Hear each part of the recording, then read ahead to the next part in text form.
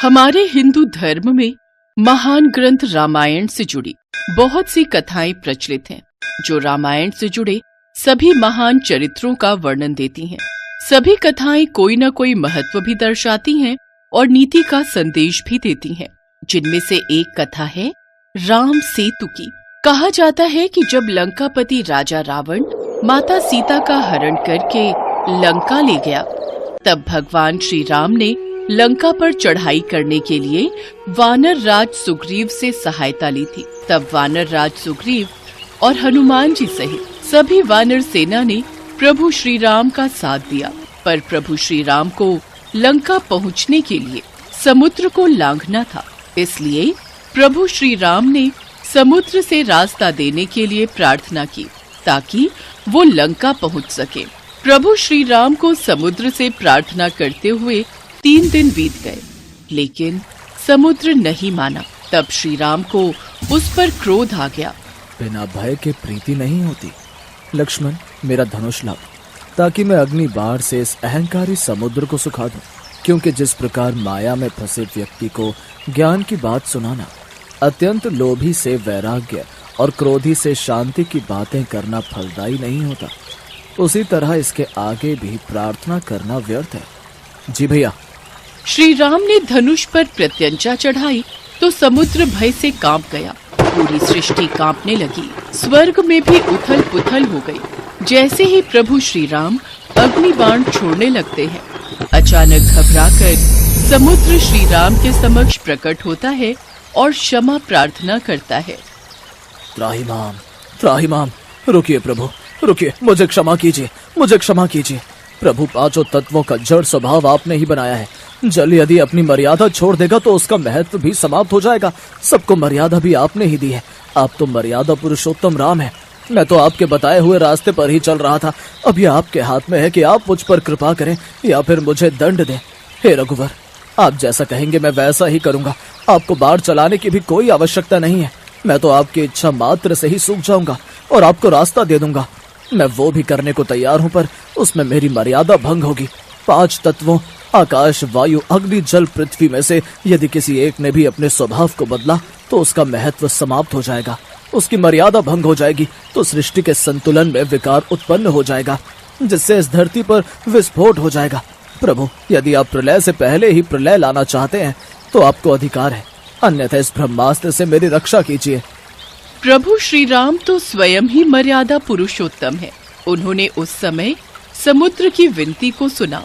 जब श्री राम ने समुद्र को तात कहकर पुकारा तो लक्ष्मण सहित सभी वानर सेना मुस्कुराने लगी, क्योंकि वे भी जानते थे कि प्रभु श्री राम का हृदय कितना कोमल और दयालु है। क्योंकि उन्हें कभी क्रोध आ भी जाए तो भी वो शांत हो जाते हैं। प्रभु श्री राम समुद्र की इस विनम्र विनती से प्रसन्न हो गए और समुद्र पार करने का उपाय पूछा। हम तुम्हारी मर्यादा भंग नहीं होने देंगे, परंतु कृपया करके हमें समुद्र पार करने का कोई दूसरा उपाय बताएं। आपकी अति कृपा होगी। वानर राज सुग्रीव की सेना में नल और नील नाम के 2 महाप्रतापी महाशक्तिशाली वानर उपस्थित हैं। नल और नील जब छोटे थे तो ऋषि मुनियों को अपनी शरारतों से बहुत परेशान किया करते थे और अक्सर उनकी वस्तुओं को समुद्र में फेंक देते थे।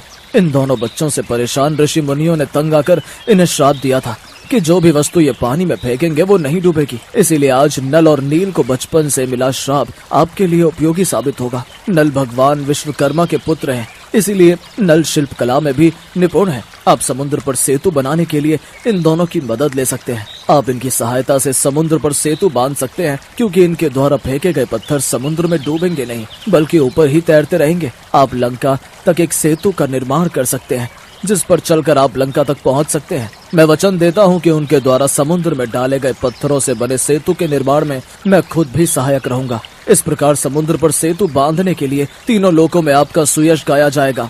हे रत्नाकर, हे सागर, हम तुम पर बहुत प्रसन्न हैं। तुम्हारी उदारता से हम तुम्हारे प्रेम के ऋणी हो गए, परंतु हमारी एक और समस्या का समाधान करो। आज्ञा प्रभु। इसके पश्चात समुद्र ने प्रभु श्री राम से आज्ञा ली और वापस लौट गए। नल और नील की सहायता से समुद्र पर सेतु बांधने का कार्य प्रारंभ होता है। सभी वानर प्रभु श्री राम का नाम लिखकर पत्थर नल और नील को देते और वे दोनों समुद्र में पत्थर जोड़ते जाते। समुद्र ने सेतु को अपने कंधों पर संभाल रखा था। कहा जाता है ये सेतु 100 योजन लंबा और 10 योजन चौड़ा था, पर ये विशाल राम सेतु 5 दिनों में ही बनकर तैयार हो गया। राम सेतु बनाने में सभी ने अपना योगदान दिया, जिसमें एक छोटी सी गिलहरी भी प्रभु श्री राम की भक्ति और सेवा में अपना योगदान दे रही थी। पुल के निर्माण में मदद करने के लिए वो छोटी सी गिलहरी बार बार शरीर पर बालू लपेटकर उसे पुल पर गिराती थी। प्रभु श्री राम उसे ऐसा करते देख रहे थे। उन्होंने हनुमान से कहा, हनुमान, वो समुद्र के तट पर जो छोटी सी गिलहरी है, जरा उसे मेरे पास लेकर आओ। हनुमान जी उस गिलहरी को प्रभु श्री राम के पास लाते हैं। हे नन्ही सी जीव, तुम सेतु पर क्या कर रही थी? तुमको भय नहीं लगता कि तुम वानरों के पैरों के नीचे आ सकती थी, या कोई वृक्ष अथवा शिलाखंड तुम्हारे ऊपर गिर सकता था? प्रभु, आपके सेवकों के पैरों के नीचे मेरी मृत्यु हो जाए, यह तो मेरा सौभाग्य है। प्रभु, मैं तो सेतु के कार्य में बस थोड़ी सहायता कर रही थी। सेतु में बहुत बड़े बड़े शिलाखंड और वृक्ष लगाए जा रहे हैं। ऊंची नीची भूमि पर चलने में आपको कष्ट होगा, यह सोचकर मैं सेतु के छोटे छोटे गड्ढों में रेत भर देने का प्रयत्न कर रही थी।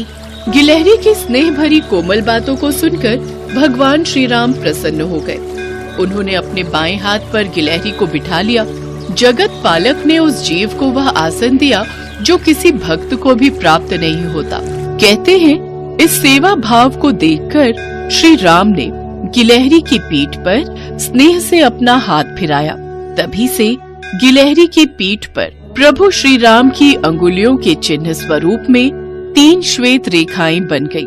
प्रभु श्री राम का चरित्र ही ऐसा है कि हर कोई प्रभु श्री राम की भक्ति में लीन हो जाता है। प्रभु श्री राम करुणा के अवतार हैं। वे अपने भक्तों पर अथाह प्रेम न्योछावर कर देते हैं। कहते हैं प्रभु श्री राम का नाम लेने से ही सारे काम सिद्ध हो जाते हैं।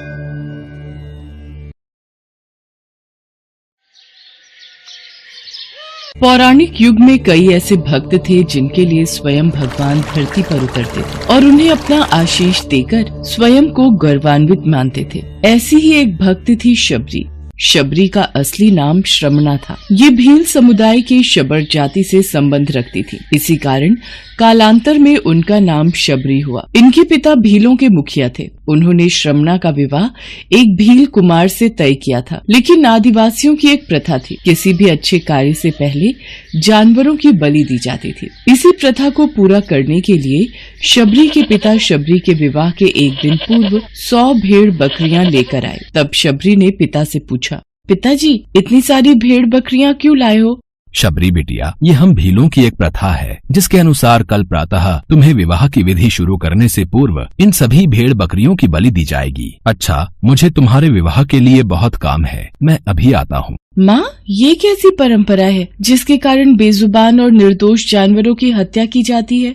बेटी, ये प्रथा शुरू से ही चली आ रही है। मेरे विवाह के समय भी ऐसा ही हुआ था। प्रथा के बारे में सुन शबरी को बहुत दुख हुआ। वो पूरी रात उन भेड़ बकरियों के पास बैठी रही और उनसे बातें करती रही। उसके मन में एक ही विचार था कि कैसे वो इन निर्दोष जानवरों को बचा पाए। तब एकाएक शबरी के मन में ख्याल आता है, नहीं, मेरे कारण इन निर्दोष पशुओं की बलि नहीं दी जाएगी। मुझे भोर होने से पूर्व ही घर से भागना होगा। मैं भली भांति जानती हूँ, अगर एक बार मैं इस तरह अपना विवाह छोड़कर घर से भागूंगी तो कभी इस घर में मुझे वापस आने का मौका नहीं मिलेगा। शबरी के माता पिता गहरी निद्रा में सो रहे थे। शबरी उनको आखिरी बार प्रणाम करके घर से निकल जाती हैं, जिसके बाद शबरी एक घने जंगल में पहुंचती हैं। शबरी जंगल में भटक रही थी। तब उसने शिक्षा प्राप्ति के उद्देश्य से कई गुरुवरों के आश्रम में दस्तक दी, लेकिन शबरी तुच्छ जाति की थी, इसीलिए उसे सभी ने दुत्कार के निकाल दिया। तेरा इतना साहस कि तू हमसे शिक्षा ग्रहण करने के विचार से आई है। तू एक तुच्छ जाति की भील कन्या है, इसलिए हम तुझे शिक्षा देकर स्वयं को पाप के भागीदार नहीं बना सकते। तू अभी के अभी ये आश्रम छोड़कर चली जा। तेरे लिए इस आश्रम में कोई स्थान नहीं है। ऋषिवर की बातों को सुनकर शबरी शांत भाव से उन्हें प्रणाम करके वहाँ से चली जाती है। शबरी भटकती हुई मतंग ऋषि के आश्रम पहुँचती है। प्रणाम मुनिवर। जीती रहो पुत्री, कौन हो तुम? मुनिवर, मेरा नाम शबरी है। शबरी ने अपना परिचय देते हुए मतंग ऋषि से शिक्षा प्राप्ति की इच्छा व्यक्त की। मतंग ऋषि ने शबरी को सहर्ष अपने गुरुकुल में स्थान दे दिया। अन्य सभी ऋषियों ने मतंग ऋषि का तिरस्कार किया, लेकिन मतंग ऋषि फिर भी अपने कथन से पीछे नहीं हुए। उस दिन से शबरी ने गुरुकुल के सभी आचरणों को आसानी से अपना लिया और दिन रात अपने गुरु की सेवा में लग गई। शबरी जतन से शिक्षा ग्रहण करने के साथ साथ आश्रम की सफाई, गौशाला की देखरेख, दूध दोहने के कार्य के साथ साथ सभी गुरुकुल के वासियों के लिए भोजन बनाने के कार्य में लग गई। कई वर्ष बीत गए। मतंग ऋषि शबरी की गुरु भक्ति से बहुत प्रसन्न हुए। मतंग ऋषि का शरीर दुर्बल हो चुका था, इसलिए उन्होंने एक दिन शबरी को अपने पास बुलाया और कहा, पुत्री, मेरा शरीर अब दुर्बल हो चुका है, इसलिए मैं अपनी देह यहीं छोड़ना चाहता हूँ, लेकिन उससे पहले मैं तुम्हें आशीर्वाद देना चाहता हूँ। बोलो पुत्री, तुम्हें क्या चाहिए? हे गुरुवर, आप ही मेरे पिता हैं। मैं आपके कारण ही जीवित हूँ। आप मुझे अपने साथ ही ले जाएं। नहीं पुत्री, तुम्हें मेरे बाद मेरे इस आश्रम का ध्यान रखना है। तुम जैसी गुरु परायण शिष्या को उसके कर्मों का उचित फल मिलेगा। एक दिन भगवान राम तुमसे यहाँ मिलने आएंगे और उस दिन तुम्हारा उद्धार होगा और तुम्हें मोक्ष की प्राप्ति होगी। इतना कहकर मतंग ऋषि अपनी देह त्याग कर समाधि ले लेते हैं। उसी दिन से शबरी हर रोज प्रातः उठकर बाग जाती, ढेर सारे फल इकट्ठा करती, सुंदर सुंदर फूलों से अपना आश्रम सजाती। शबरी को भगवान राम के आने का कोई निश्चित दिन नहीं पता था। उसे केवल अपने गुरुवर की बात पर यकीन था, इसलिए वो रोज राम के इंतजार में समय बिता रही थी। वो रोजाना यही कार्य करती थी। एक दिन शबरी आश्रम के पास के तालाब में जल लेने गई। वहीं पास में एक ऋषि तपस्या में लीन थे। जब उन्होंने शबरी को जल लेते देखा तो उसे अछूत कहकर उस पर एक पत्थर फेंक कर मारा और उसकी चोट से बहते रक्त की एक बूंद से तालाब का सारा पानी रक्त में बदल गया। तुझ अछूत के रक्त से इस तालाब का जल अपवित्र हो गया। तूने पाप किया है, तू पापिन है। मेरे क्रोध से बचना है तो उसी क्षण यहाँ से चली जा। ऋषि के कटु वचन सुनकर शबरी रोती हुई अपने आश्रम में चली गई। उसके जाने के बाद ऋषि फिर से तप करने लगे। उसने बहुत से जतन किए, लेकिन वो तालाब में भरे रक्त को जल नहीं बना पाया। उसमें गंगा, यमुना, सभी पवित्र नदियों का जल डाला गया, लेकिन रक्त जल में नहीं बदला। कई वर्षों बाद जब भगवान राम सीता हरण के बाद उनकी खोज में वहाँ आए, तब वहाँ के लोगों ने भगवान राम को बुलाया और आग्रह किया कि वे अपने चरणों के स्पर्श से इस तालाब के रक्त को पुनः जल में बदल दे। राम, आप अपने चरण स्पर्श से इस तालाब के रक्त को पुनः जल में बदलने की कृपा करें। यदि मेरे इस कार्य से आप सबका भला होता है तो मैं ऐसा ही करूँगा ऋषिवर। राम उनकी बात सुनकर तालाब के रक्त को चरणों से स्पर्श करते हैं, लेकिन कुछ नहीं होता। ऋषि उन्हें जो करने को बोलते हैं, राम वे सभी मंत्रोच्चारण करते हैं, लेकिन रक्त जल में नहीं बदलता। तब राम ऋषि से पूछते हैं, हे ऋषिवर, मुझे इस तालाब का इतिहास बताएं। यहाँ ऐसा क्या घटित हुआ जिस कारण इस तालाब का जल रक्त में बदल गया? राम जी की बात सुनकर ऋषि उन्हें शबरी और तालाब की पूरी कथा बताते हैं और कहते हैं, हे प्रभु राम, ये जल उसी तुच्छ जाति की शबरी के कारण अपवित्र हुआ है। हे ऋषिवर, ये रक्त उस देवी शबरी का नहीं, मेरे हृदय का है, जिसे आपने अपने अपशब्दों से घायल किया था। मुझे देवी शबरी से मिलना है। उन्हें हमारे आने का संदेशा भिजवा दीजिए। तब शबरी को बुलावा भेजा जाता है। शबरी राम के आने की प्रतीक्षा में अपनी कुटिया को सजा रही थी। राम का नाम सुनते ही शबरी दौड़ी चली आती है। क्या मेरे राम आए हैं? शबरी के राम आ गए, मेरे प्रभु राम आ गए। मतंग ऋषि का कथन सत्य हुआ, मेरे राम आ गए। शबरी का उद्धार करने मेरे राम आ गए। जिनको देखने के लिए ये आंखें तरस रही थी, वो प्रभु श्री राम आ गए। शबरी मेरे प्रभु राम कहती हुई जब तालाब के पास पहुंचती है, तब शबरी के पैरों की धूल तालाब में चली जाती है और तालाब का सारा रक्त जल में बदल जाता है। तब भगवान राम कहते हैं, देखिए ऋषिवर, आपके कहने पर मैंने सब किया, लेकिन ये रक्त भक्त शबरी के पैरों की धूल से जल में बदल गया। राम की बातों को सुनकर ऋषिवर को अपने कथन पर बहुत ग्लानि होती है। शबरी जैसे ही भगवान राम को देखती हैं, उनके चरणों को पकड़ लेती हैं और अपने साथ आश्रम लाती हैं। उस दिन भी शबरी रोज की तरह सुबह से अपना आश्रम फूलों से सजाती हैं और बाग से चक कर सबसे मीठे बेर अपने प्रभु राम के लिए चुनती हैं। वो पूरे उत्साह के साथ अपने प्रभु राम का स्वागत करती हैं और बड़े प्रेम से उन्हें अपने जूठे बेर परोसती हैं। ये मीठे बेर आपके लिए बाग से लाई थी, आप ये ग्रहण कीजिए, मैं आपके लिए जल लाती हूँ। भगवान राम प्रेम से बेर खाने के लिए उठाते हैं, तब लक्ष्मण उन्हें रोक देते हैं। भैया, ये बेर जूठे हैं, इन्होंने ये सभी बेर चक्कर आपको दिए हैं। ये बेर जूठे नहीं लक्ष्मण, सबसे मीठे हैं, क्योंकि इनमें माँ शबरी का प्रेम है। इतना कहकर भगवान राम प्यार से बेर को खाने लगे। भगवान ने जाते हुए शबरी माई से कहा, माँ, आप मुझसे जो चाहे वो मांग सकती हैं। प्रभु, मतंग ऋषि के कहने पर मैं आज तक सिर्फ आपके दर्शन करने के लिए जी रही थी। अब आप मुझे मोक्ष प्रदान कीजिए। मैं अपना शरीर आपके चरणों में त्यागना चाहती हूँ। और उसी क्षण शबरी ने अपना शरीर त्याग दिया। भगवान राम ने अपने हाथों से उनका अंतिम संस्कार किया और सीता माँ की खोज में आगे बढ़ गए। इस तरह से ऋषि मतंग की बात सच साबित हुई और शबरी को भगवान राम के दर्शन भी हुए। तभी से भगवान राम को शबरी के राम भी कहा जाने लगा।